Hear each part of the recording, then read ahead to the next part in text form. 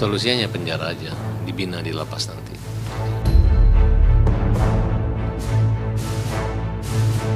Kalau bicara perkara video kan banyak, tapi lihat semua kan harus sudah diuji ke depannya kan.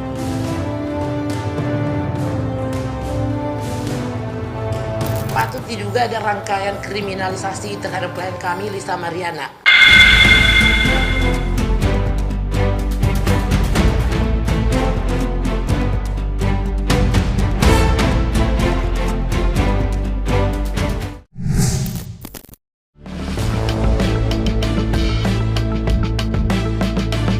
Kasus video syur yang menyeret nama Lisa Mariana di tengah konflik panasnya dengan Ridwan Kamil yang berujung pelaporan, menambah daftar panjang kasus yang harus dihadapi mantan model majalah dewasa itu. Namun yang menarik, Lisa belum ditetapkan menjadi tersangka usai dilakukan pemeriksaan oleh penyidik Polda Jawa Barat belum lama ini. Dan dalam pemeriksaan yang dilakukan penyidik, terungkap bahwa Lisa memang benar pemeran wanita dalam video panas tersebut.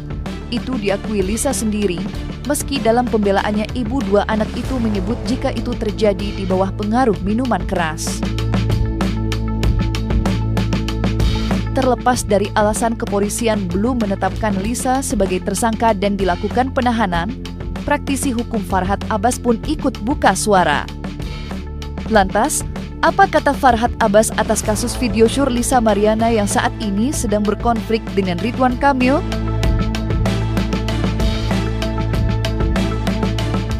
Ya kalau memang ada video nggak boleh ya, apalagi tujuan untuk komersil. Ya, saya yakin diproses saja dan ditangkap. Gitu. Memang bukan hanya video tapi mengaku berbuat tidak senonoh juga sudah mengaitkan dengan RK dan saya rasa itu lagi berjalan prosesnya. Ya bisa dijadikan hal yang memberatkan, dan menurut saya video itu ya memang jurisprudensi pada ditahan semua, apalagi yang menyebarkan jarang bebas. Memang Indonesia alergi hal-hal seperti itu. Banyak persoalannya Pak RK. Ya saya nggak ikut campur lagi, yang jelas jalannya aja, apa yang dia tanam itu yang dia petik. Kalau ada yang melaporkan pasti diproses, dan makanya hati-hati jangan memfitnah atau mempermalukan orang. Solusinya penjara aja, dibina di lapas nanti, itu aja.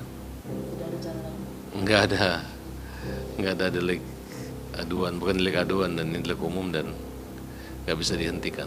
Ya mungkin secara manusiawi dengan permasalahannya dia sudah viral ini kan banyak yang pasti, saya pernah bilang pasti akan banyak tokoh-tokoh baru yang nggak tahu kepentingannya apa dan tujuannya apa. Yang saya bingungkan, sepenting apa sih harus mempenjarakan klien saya? Seurgensi apa dia harus dia dipenjarakan gitu loh. Banyak perkara yang hal-hal ini itu nggak pernah seheboh ini gitu.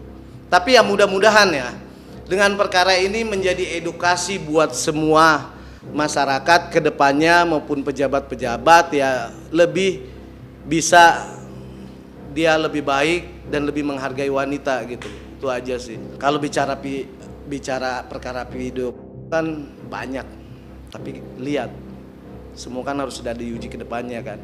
Bicara masalah lolos atau enggak, yaitu gimana nanti strategi kami membela klien kami.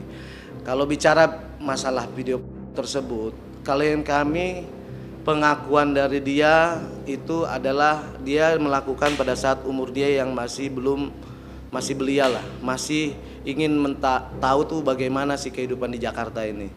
Namanya dia baru lulus SMA, apa aja suruh nurut, dan dia melakukan itu dalam keadaan tidak sadar. Dan video itu perlu digarisbawahin bukan 3 video, 1 video yang tersebar itu hanya potongan-potongan sehingga merasa di masyarakat luas ini bahwa itu video banyak gitu. Yang saya bingungkan di sini siapa yang mentransmisikan pertama? Siapa yang mendownload?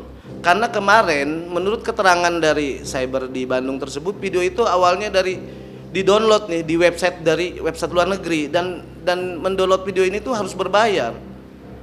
Gitu loh, harus berbayar dan harus pakai VPN. Berarti kan orang yang pertama kali mendownload ini dan mendistribusikan itu juga kan harus dipertanyakan, dan dia juga ada sanksi pidananya gitu loh.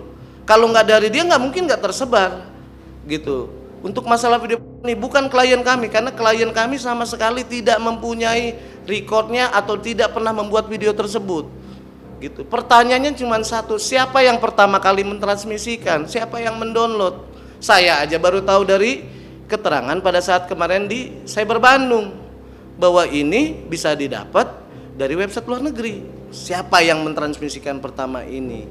Dan kepentingan pelapor ini apa sih? Itu yang kami juga akan cari, siapa dalang di belakang ini dan dengan kepentingan perkaranya dari klien kami ini gitu loh. Kenapa setelah rame viral ini baru keluar video ini gitu loh. Udah lama loh ini dibuat itu, kalau menurut keterangan klien kami itu antara 2019 atau 2020 kayak gitu. Udah lama, kenapa baru nongol sekarang gitu loh. Dan video tersebut kan hanya bisa di-download itu di website di luar negeri. Yang website di mana website itu sekarang katanya sudah di-banned lah, tapi kalau dibuka pakai VPN mungkin bisa. Yang saya bingungkan, kok orang ini ngapain gitu ngedownload? Apakah dia udah terbiasa untuk mendownload film video gitu? Saya aja baru lihat secara utuh itu pada saat kemarin di unit cyber di Polda Jabar. Saya baru lihat video utuh. Tapi kalau sekedar cuman foto, gambar itu saya hanya lihat di media atau di netizen saja. Sekali lagi kami ingin menyampaikan, yang di Polda Jabar itu pelapornya bukan Pak Ridwan Kamil dan bukan dari pihak dari Pak Ridwan Kamil, itu masyarakat. Nah, masyarakat kan berhak untuk melapor. Jadi kalau ada, maka sekali lagi saya katakan, kalau dugaannya pelanggaran undang-undang pornografi, maka di dalam pasal 21 Mbak, Undang-Undang Pornografi nomor 44 tahun 28, bahwa masyarakat itu berhak untuk melaporkan.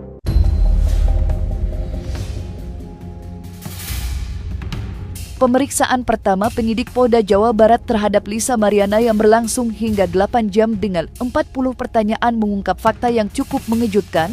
Tidak hanya pembelaan Lisa, tetapi juga tudingan Lisa mengenai siapa orang yang sudah mentransmisikannya. Namun yang tak kalah mengejutkannya, Lisa meminta perlindungan sebagai korban dalam kasus video syur ini. Tidak itu saja, pihak Lisa juga meminta pelapor dilakukan pemeriksaan lantaran muncul kecurigaan adanya kriminalisasi terhadap Lisa mengingat video syur yang merupakan video lama dan kini kembali dimunculkan di tengah kasusnya dengan Ridwan Kamil.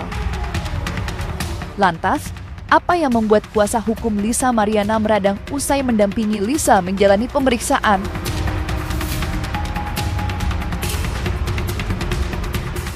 Sekali lagi kami ingin menyampaikan, yang di Polda Jabar itu pelapornya bukan Pak Ridwan Kamil dan bukan dari pihak dari Pak Ridwan Kamil, itu masyarakat. Nah, masyarakat kan berhak untuk melapor. Jadi kalau ada, maka sekali lagi saya katakan, kalau dugaannya pelanggaran undang-undang pornografi, maka di dalam pasal 21 Mbak, Undang-Undang Pornografi nomor 44 tahun 28, bahwa masyarakat itu berhak untuk melaporkan. Tadi kami sampaikan juga alasan secara lisan bahwa patut diduga ada rangkaian kriminalisasi terhadap klien kami Lisa Mariana, di mana undang-undang IT yang dilaporkan pelanggaran itu di Bandung terjadi beberapa tahun yang lalu ya. Nah, dalam hal ini kenapa baru sekarang muncul gitu loh? Sesudah ada laporan Pak RK di Mabes tentang pencemaran nama baik, muncul kembali juga laporan ini gitu loh. Kenapa nggak dari dulu gitu? Bahwa di dalam undang-undang IT juga, maka kami mengajukan permohonan itu untuk diperiksa, disatukan di Barreskrim agar ketahuan sebenarnya siapa yang punya kepentingan di dalam laporan ini gitu. Ya nggak ada lah kriminalisasi apa gitu loh. Kalau yang di Barreskrim itu bukan kriminalisasi. Dari awal kan sudah dilaporkan, kalau tidak salah di bulan April itu dilaporkan oleh Pak Ridwan Kamil, kemudian berproses cukup lama. Teman-teman media juga bertanya, kok lama sekali, kan begitu laporannya. Nah, hari ini dipanggil sebagai saksi kalau tidak salah. Jadi tidak ada kriminalisasi. Kenapa? Karena memang itu ada dugaan tindak pidana gitu loh. Di dalam kan yang dilaporkan Undang-Undang Pencemaran Nama Baik ITE dan kemudian pasal 311 dan pasal 310. Nah, kemudian sudah dinaik tahap penyidikan di mana kriminalisasinya nggak ada ya kalau menurut kami. Kalau pengacaranya menyampaikan ada kriminalisasi itu hak dia. Sebenarnya siapa yang menciderai konsentrasi hukum itu? Ya. Dan juga tadi kami sampaikan juga untuk pembelaan hukum terhadap klien kami bahwa Lisa Mariana melakukan konferensi pers dan juga teriakan di situ untuk melindungi haknya. Di mana pasal 45 Undang-Undang Dasar Hukum Pidana pembelaan terhadap nyawa anaknya. Kalau tidak makan kan mati dia. Dia tidak ada lagi akses untuk menghubungi. Dan laporan tersebut adalah bersifat delik aduan. Tentu yang dilaporkan kan hanya perbuatannya yang baik-baik saja. Yang tidak baik-baiknya tidak dilaporkan kan. Dalam hal tersebut, kami sebagai kuasa hukum tidak membela ketidakbenaran dalam peristiwa hukum tersebut. Ya, tapi kami hanya meluruskan bahwa pelapor dan terlapor adalah sama-sama aktor peristiwa di balik timbulnya laporan tersebut. Seperti istilah hukum maling teriak maling. Itu kan video kan sudah lama banget ya. 5 tahun lah maunya. Ya, dari 2019 ya, gue lupa pokoknya. Kenapa baru viral sekarang nih setelah kasus RK?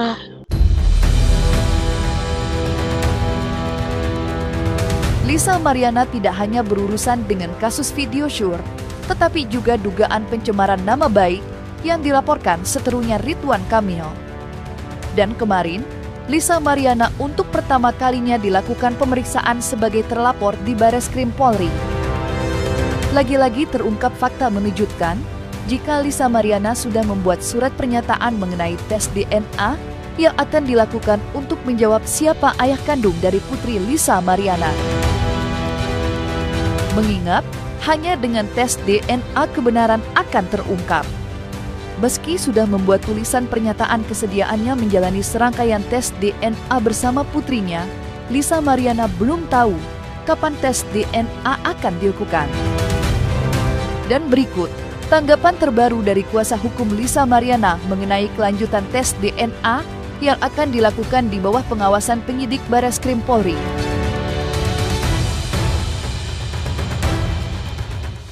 Ya, kita masih menunggu lah, karena kalau kemarin kan surat dari penyidik untuk kesanggupan bahwa klien kami siap untuk tes DNA kan sudah kita buat juga, sudah ditandatangani oleh klien kami. Tinggal menunggu waktunya. Saya juga nggak tahu apakah dari pihak kuasa hukum ataupun Bapak RK sendiri sudah membuat surat pernyataan tersebut juga untuk kesiapannya sih. Cuman yang kami mohonkan adalah supaya tes DNA tersebut dilakukan bersamaan, supaya netral nih dengan dokter yang sama, gitu loh. Supaya tidak ada berat sebelah gitu. Tapi kami meyakinin sih bahwa kepolisian Indonesia pasti bekerja profesional dan pasti lebih netral dan terbuka untuk menangani perkara ini. Menanggapin permasalahan yang dari kuasa hukumnya Bapak RK sendiri, kita kan berbicara muaranya perkara ini adalah tes DNA. Tidak mungkin serta-merta dengan sendirinya klien kami itu bisa tes DNA dengan anaknya. Kan harus ikut yang keterkaitan, yaitu Bapak Ridwan Kamil sendiri. Yang pertama kali menggembur-gemburkan tes DNA ini kan adalah dari Bapak Ridwan Kamil sendiri, ya kan, dari pihak kuasa hukumnya, dari kuasa hukum Pak RK sendiri. Tapi kan tidak terlaksana dengan kesediaan mereka berdua, sehingga terjadilah laporan pencemaran nama baik. Pencemaran nama baik ini yang di mana? Itu yang masih diuji di penyidikan.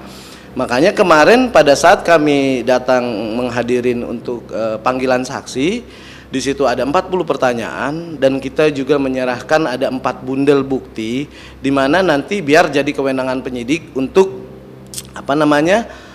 menguji semua beberapa bukti yang kami berikan dan ataupun saksi yang nanti akan kami hadirkan gitu.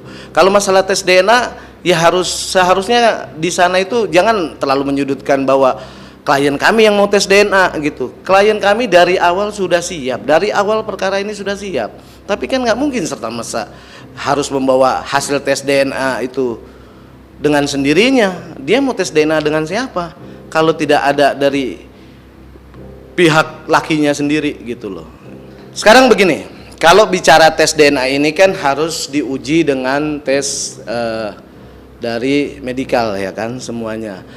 Kalau bicara klien kami ngaku-ngaku kan dia ada perbuatan yang telah dilakukan bersama dengan bapak itu, ya kan? Yang dimana bahwa dari pihak kuasa hukumnya juga kan menyatakan pernah bertemu, ya kan? Pernah bertemu dengan klien kami. Nah pertemuannya itu kan saya berulang-ulang bilang bahwa itu hanya mereka yang tahu. Apakah benar nanti ada di Windam kah atau di mana? Konteksnya yang saya bingung itu kan pertemuannya ini dalam hal apa? Apalagi kan menurut keterangan klien kami kan ketemunya di luar kota. Yang dimana menurut klien kami kan keterangannya itu 2 hari 3 malam. Nah disitulah mungkin klien kami 3 hari 2 malam ya, 3 hari 2 malam. Disitulah karena setelah pertemuan mereka, ya kan disitulah mungkin klien saya berpikir bahwa ada sesuatu dia bisa hamil ataupun kayak gimana ya atas pertemuan tersebut gitu. Meskipun kan itu masih diuji semuanya dengan laporan yang masalah pencemaran nama baiknya di Mabes gitu loh. Berdasarkan feeling dia sendiri dan pengalaman dia sendiri, ya mungkin kan wanita kan dia berhubungan sama siapa kan dia pasti tahu, bisa menerka ketika misalnya ada dia bahwa dia hamil ataupun siapapun itu udah hal yang lumrah lah. Disitulah dia berpikir bahwa oh mungkin dengan bapak itu hamilnya gitu loh. Makanya kan untuk kepastian dan muara aslinya kan harus dites DNA. Coba pada saat dari awal ketika sudah rame di sosial media, kalau emang mencari kebenaran nih ya kan, langsung hadir bapak itu gitu untuk mencari kebenaran dia bahwa ayo gentleman sebagai laki-laki kita tes bahwa ini kalau emang bukan anaknya dari bapak itu kan klien kami juga siap konsekuensinya kok. Udah berapa kali saya bilang sama dia ketika kamu ini bahwa hasilnya bukan dari anaknya bapak RK, kamu harus siap konsekuensinya. Dan dia juga pernah bicara kalau di media bahwa dia siap diborgol kalau emang bukan ternyata hasilnya dari bapak itu.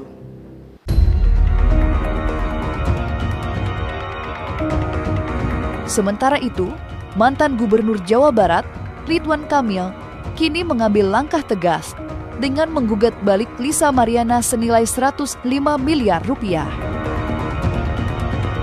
Bukan tanpa sebab, gugatan itu dilayangkan Ridwan Kamil lantaran menganggap Lisa Mariana telah merusak reputasinya sebagai tokoh publik. Dan dengan dilayangkan gugatan balik secara perdata terhadap Lisa, maka dapat dipastikan perdamaian hanya menjadi angan-angan belaka. Tidak hanya soal tertutupnya pintu damai, tetapi juga upaya perlawanan Lisa yang akan terhambat dengan gugatan balik Ridwan Kamil. Ya, sebelumnya Lisa Mariana mengugat Ridwan Kamil dan kasusnya kini sedang berjalan di Pengadilan Negeri Bandung. Lantas, apa tanggapan pihak Lisa atas gugatan Ridwan Kamil senilai 105 miliar?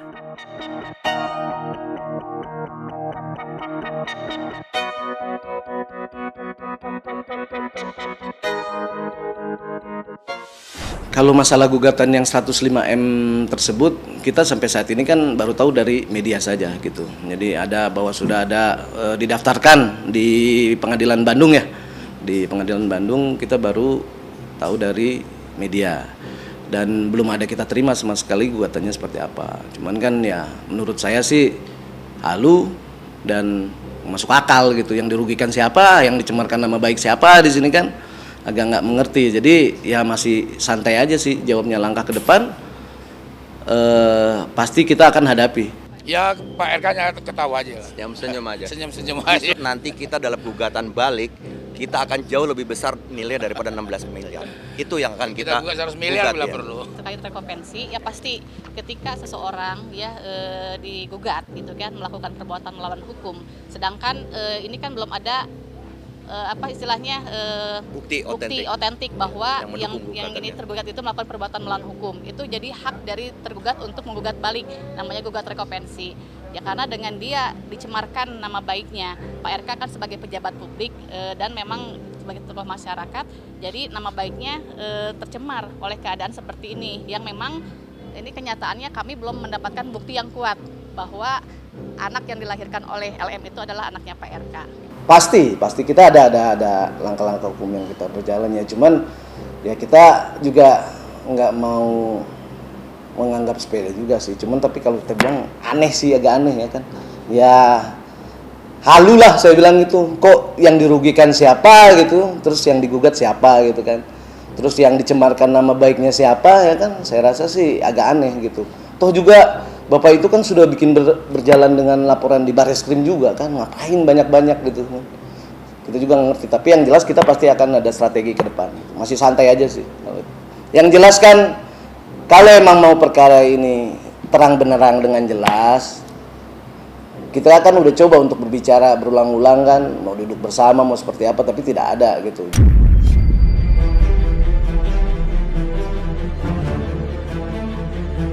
Nah, selesai sudah, Cumi Lovers. Jangan lupa untuk like, subscribe, dan juga share channel YouTube Cumi Cumi.